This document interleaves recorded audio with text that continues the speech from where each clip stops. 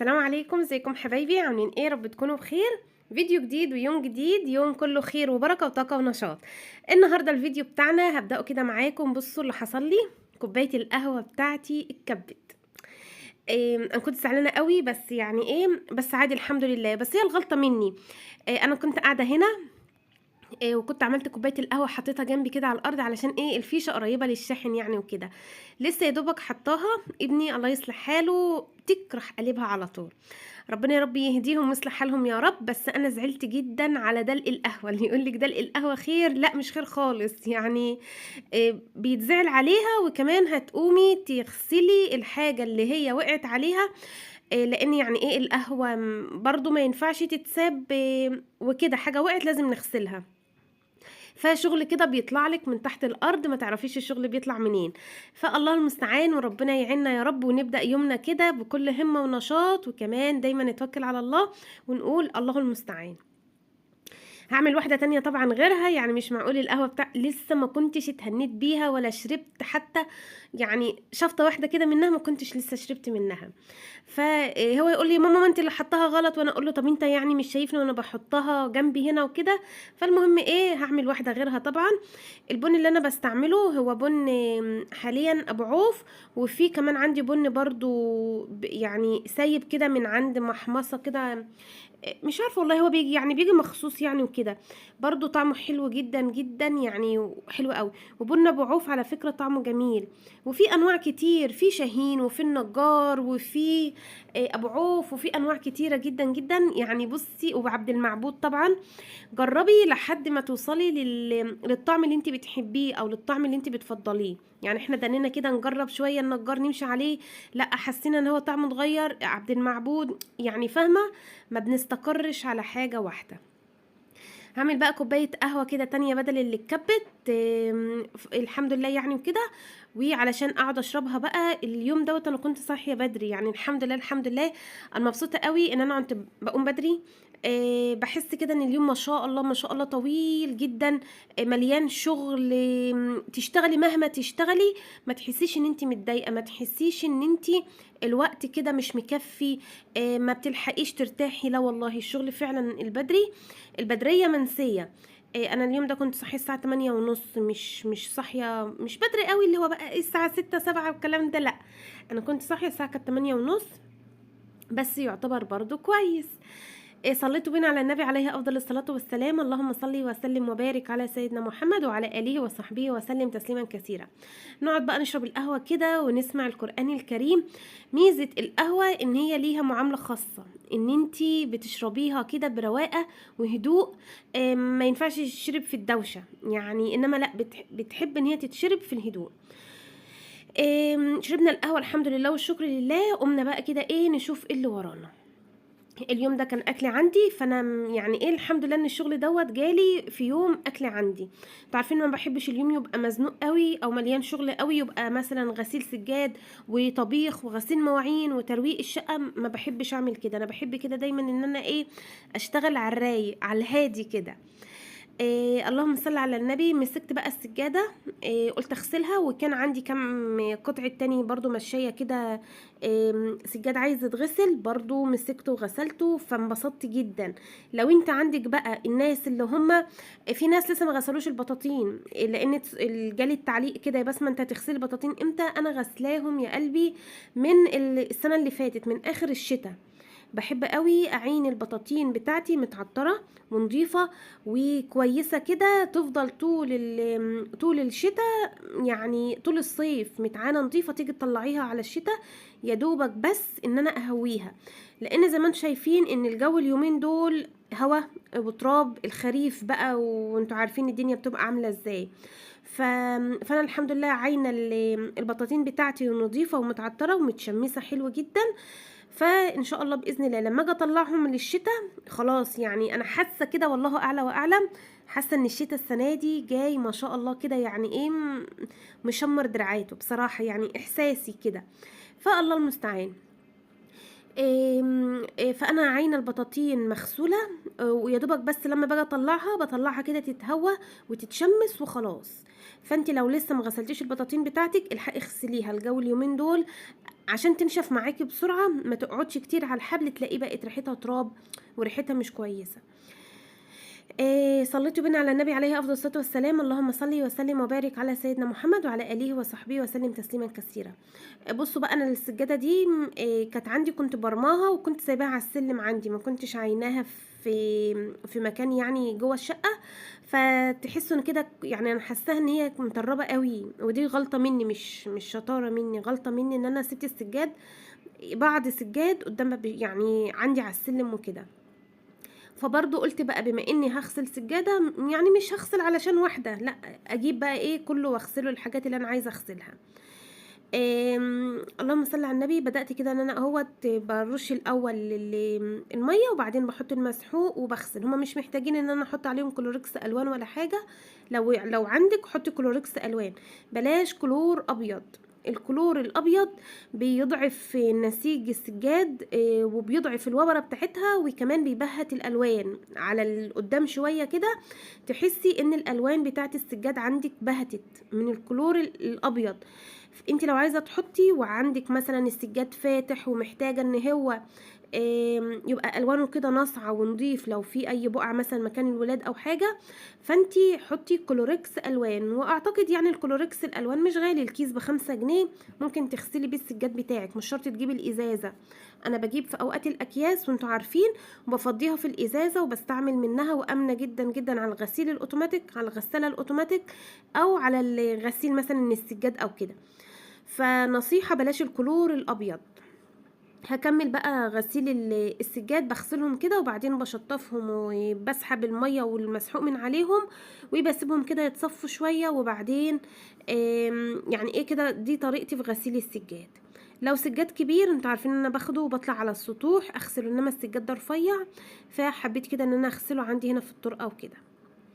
حطيتي اللايك ولا لسه؟ حطيلي يلا لايك للفيديو واشتراك في القناة لو انت لسه ما اشتركتيش.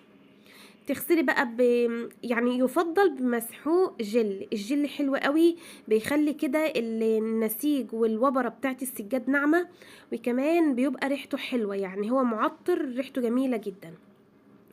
خلاص خلصت غسيل السجاد اللي انا كنت عايزه اغسله، وبقى بدات ان انا انشف بقى الارضيه كده وانشف الدنيا عندي، علشان يبقى الدنيا كده ايه تمام وزي الفل. طبعا شطفتها كويس قوي وجريتها بالمساحه، وبعدين بحب ان انا انشف كده بالملمعه. الملمعه يعني ايه، بتنشف الارض عندي كويس. طبعا اليوم اللي قبلها كنا مروقين اوضه الولاد ومنضفينها تنظيفه حلوه، فالدنيا عندي الحمد لله الحمد لله تحت السيطره، والدنيا عندي تمام وزي الفل اهو. مسكت بقى الارضيه كنت غسلتها كويس قوي ونضفتها كده، وخلينا شقتنا وبيتنا نظيف، ويعني ايه ريحه النظافه كده تفحفح فيه وتبقى زي العسل. فعلا انا مبسوطه قوي لما حد يقول لي ايه، انا بنتي لما بتروق الاوضه او كده تقول لي انا بتنفس نظافه يا ماما، تقول لي الكلمه ديت حلوه قوي، وانا كمان والله مبسوطه جدا بيكم وبتعليقاتكم الحلوه. وكمان مفيش احسن من النظافه، يعني النظافه مفيش يعني حد يختلف عليها. نشفنا اهوت الارضيه بتاعتنا، وهرجع بقى كل حاجه في مكانها. انا عندي هنا تحت الحوض حاطه ثبت الغسيل، ثبت الهدوم يعني بتاعتنا وكده. بس الدنيا بقت رايقه ونظيفه وما شاء الله زي الفل. خرجت بقى على البلكونه كنت مسحتها، وما شاء الله الجو حلو اليومين دول. بقول لكم لو عندك سجاد عايز يتغسل الحقي اغسليه، لو عندك اللهم صل على النبي عندك بطاطين الحقي اغسليها وخلصيها. دول بس اللي انا غسلتهم، ما كانش عندي كتير حاجات عايزه تتغسل، ومسحت البلكونه والدنيا عندي بقت تمام وزي الفل.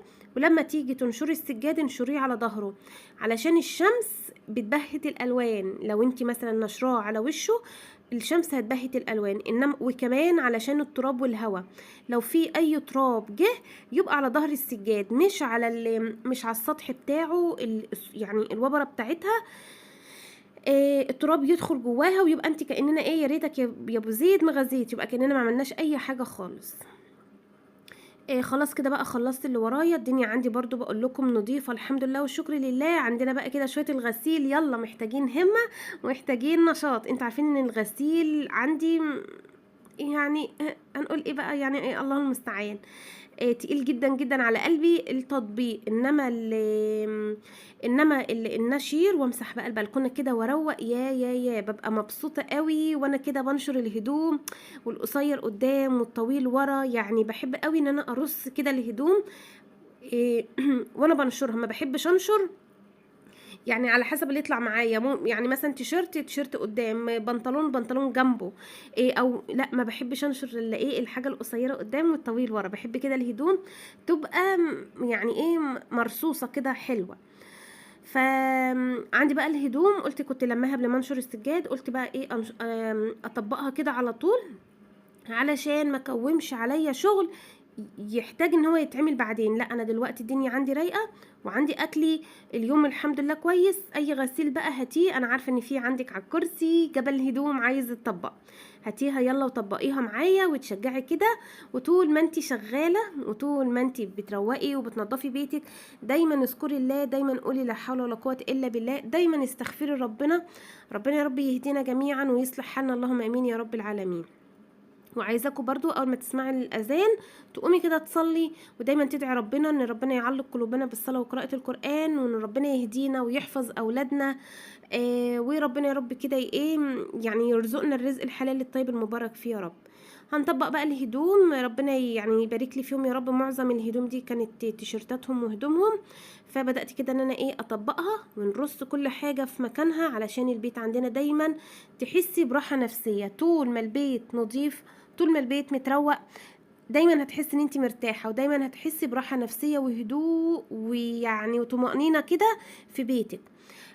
ودايما خلي عندك ثقه. يعني اني كان جالي تعليق بس انا مش مخدتوش سكرين، هبقى اخده سكرين وابقى اقوله لكم في مره، ان هي يعني خلاصه التعليق ان هي ما عندهاش ثقه، دي عدم ثقه في النفس، ان الشقه نظيفه ولا لا، لو جاي لي ضيف مثلا الشقه حلوه ولا لا، انا مروقاها كويس ولا لا، يعني وسواس. فلا، انت خلي دايما عندك ثقه بنفسك. ان شاء الله باذن الله هبقى اخد التعليق سكرين علشان نبقى نتكلم معاه في فيديو، يعني ان شاء الله باذن الله. خلي عندك دايما ثقه بنفسك. والله لو حتى ضيف جالك على مثلا على فجاه، افرضي انت تعبانه، افرضي عندك مثلا ظروف ملخومه مع اولادك في المذاكره وفي عمايل الواجب، يعني هتموتي نفسك. هي الشقه لازم تكون مسطره، وبعدين اللي جاي ده ما يخصوش الشقه نظيفه مش نظيفه، متروقه كويس ولا مش لا، ما يخصكش الحاجه دي، تخصني انا. فانت دايما خلي عندك ثقه بنفسك، ان عادي لو حد جالك وشقتك كده، والله ممكن انت لو طبيتي عليه في اي لحظه هتلاقي شقتها انيل من كده ب60 مره. فربنا يا رب يهدينا جميعا ويصلح حالنا، اللهم امين يا رب العالمين. بصوا بقى ندخل بقى على المطبخ. بما ان غدايا عندي النهارده، فانا حبيت كده عايزه اعمل حاجه حلوه. انتوا عارفين ان انا بقالي كتير ما عملتش حاجات حلوه وكده.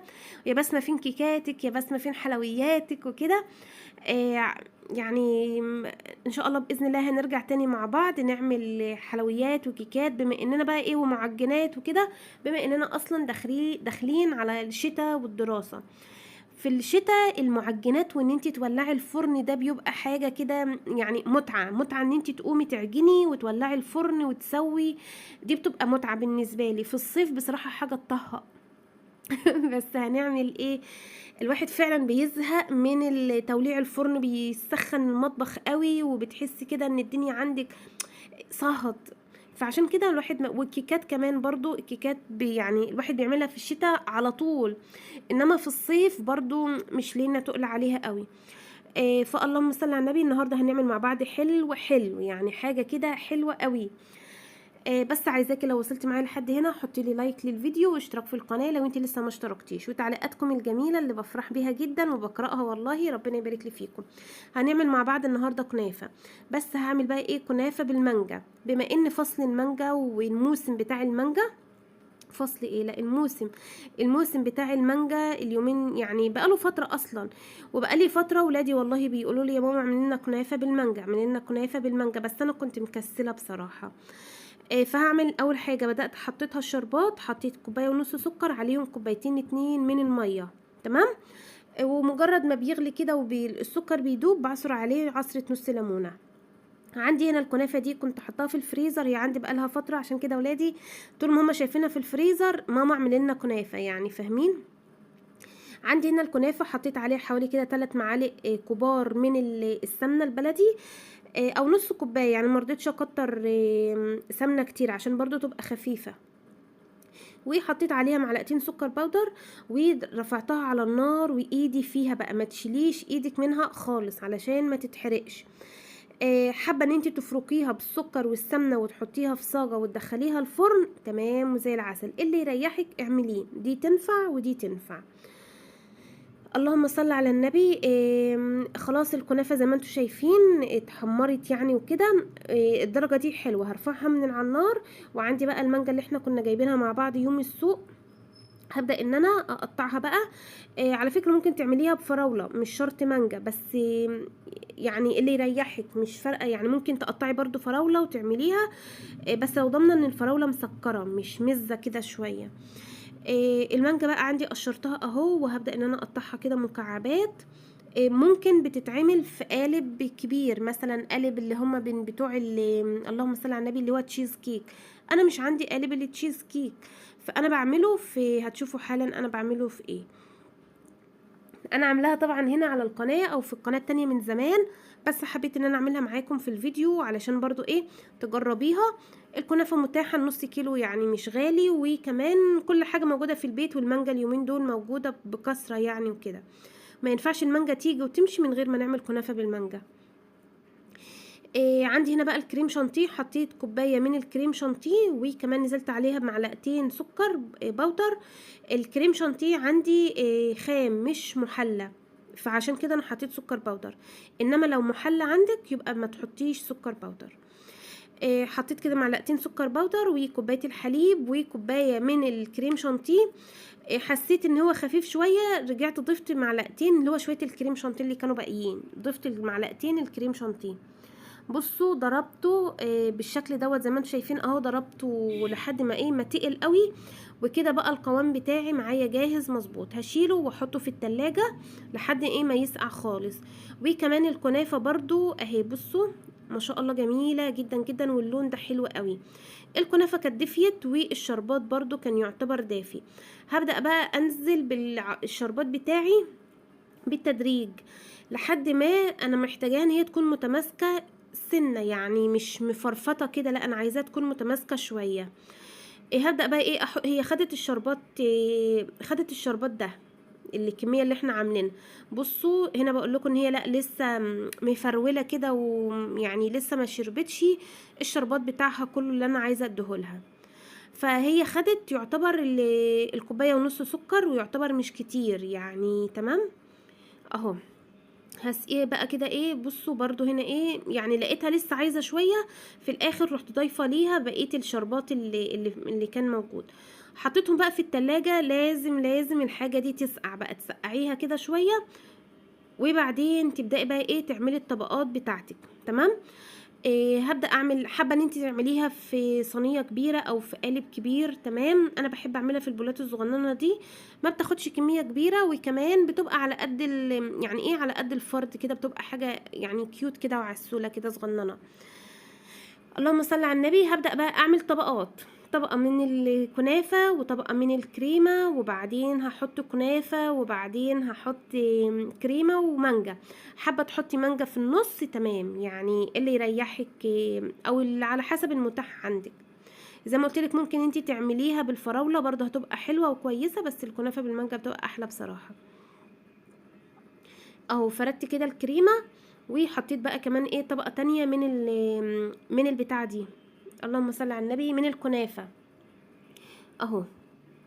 احنا عايزين بقى نكون كده ستات بيوت شاطرين، حلويات نعمل، اكلات نعمل، محافظين على نظافة بيتنا، وكمان عاملين لولادنا الحلو كله. فدي حاجة كويسة جدا جدا، وتعملي لهم كل حاجة في البيت. مفيش حاجة اسمها لا اصل انا ما بعرفش، لا حاولي. مفيش حاجة اسمها ما بعرفش، في حاجة اسمها ان انا احاول مرة واتنين وتلاتة لحد الحاجة ما تظبط.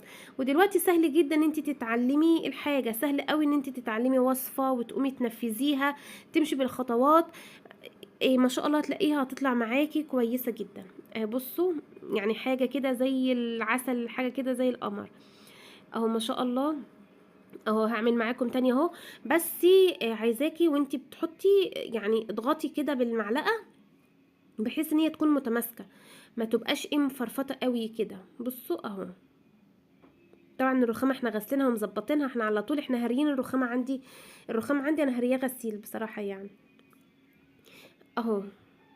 وبرضو هعمل طبقة تانية من الكريمة، يبقى كنافة وكريمة وكنافة والمانجا على الوش. حابة تحطي المانجا في النص حطيها اللي يريحك. طبعا الحاجات دي يعني انت مثلا لما تعملي هتقعديها مثلا بكتير، مثلا 4 5 ايام في التلاجة بكتير، وما تكتريش عن كده. فانت دايما اعملي كمية على قد اسرتك، ما تكتريش. لان المانجا طبعا متقشرة، فممكن طعمها هيبدأ ان هو يغير. فاهمين الفكرة في ايه؟ علشان الحاجة تحتفظ كده بطعمها الحلو. وكمان الكريم شانتيه احنا برضو عاملينه بحليب مش عاملينه بمية، فبيبقى طعمه حلو جدا جدا. وبرضو ما ينفعش ان هو يغيب مدة طويلة علشان طعمه ما يغيرش. اهو بصوا. برضو بقى والتزيين بقى على حسب ما انتي حابة، يعني تعملي مثلا وردات، تعملي مثلا طبقة كده بس وخلاص. حابة تحطي صوص شوكولاتة، بس بيتهيألي لو صوص شوكولاتة هتبقى يعني هتبقى جزعة جدا. انا اصلا عاملة الكريم شانتيه دلع، مش عاملاه مسكر علشان الكنافة والمانجا مسكرين. اه تزيني بقى زي ما انت عايزه. الكميه طلعت لي ما شاء الله. الاطباق دي حاجه كده زي العسل، وحاجه جميله جدا جدا، الولاد بيفرحوا بيها. قومي يلا اعمليها ونفذيها. سهله قوي، سهل ان انت تعمليها، صدقيني طعمها في منتهى الجمال. حاجه كده بجد بجد، يعني حتى تشرفك وقت بقى ايه مضيف يجيلك او اي حاجه، او حتى لنفسك. حاجه كده في منتهى الجمال. إيه عملتي كمان الكاسين دول برضه عاملاهم طبقات كده، اللي يريحك اعمليه. اتمنى ان انتوا تجربوها، ويا رب يا رب الفيديو النهارده يكون عجبكم، وكمان تكوني اتنشطتي واستفدتي. ما طبخناش بس عملنا حاجه حلوه، حاجه حلوه يعني. هي موجوده طبعا في محلات الحلويات، الحاجات دي بتبقى غاليه مش رخيصه يعني وكده. إيه لا اعمليها في البيت بجد، طعمها في تحفه وفي منتهى الجمال، وحاجه كده عمال ايديكي مفيش احسن منها. اتمنى الفيديو يعجبكم. طبعا القالب دوت او البوله دي صغننه جدا. اتمنى الفيديو يعجبكم. لو عجبكم الفيديو متنسونيش بلايك واشتراك في القناه. اكتبوا في التعليقات سبحان الله وبحمده سبحان الله العظيم. اشوفكم على خير في فيديو جديد، والسلام عليكم ورحمه الله.